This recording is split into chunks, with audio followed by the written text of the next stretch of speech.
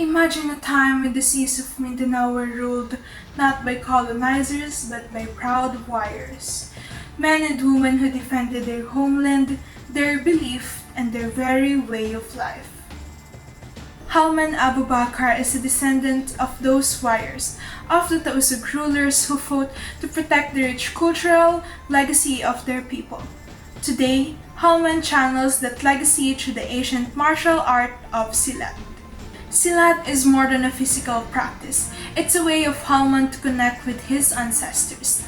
Each movement tells the story of the Tausug's strength, their resilience, and their struggles to preserve their identity against centuries of invasions and foreign rule.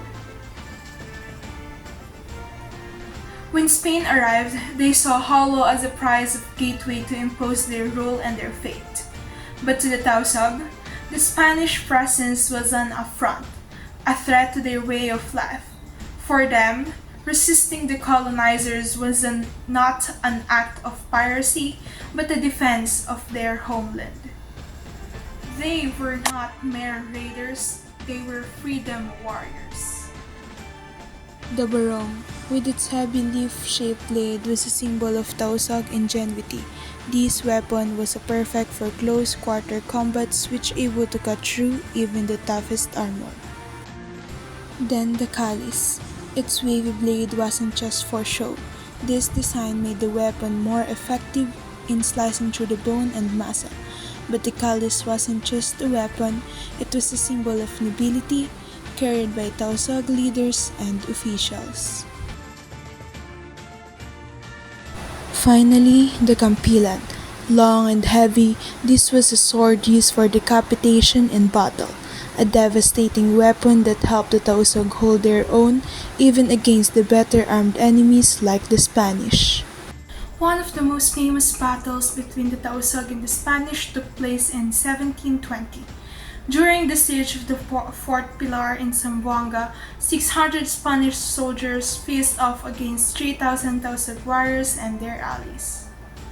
Armed with porong and calice, the Tausug were masters of close combat. They held their own even as Spanish muskets fired from a distance. But no matter how brave or skilled, the Tausug were ultimately outmatched by technology. The arrival of European steam-powered ships marked a turning point. These ships moved faster and their cannons destroyed coastal defenses. The balance of power shifted. Despite these defeats, the Tausug spirit of defense never died. Even when faced with overwhelming odds, they fought on. During the Spanish attack on Balangini Island, entire families chose death over capture. And even when the Americans arrived after the Spanish, the Tausug continued their fight. They were seen as raiders, but in their eyes, they were defending their land from yet another foreign invader.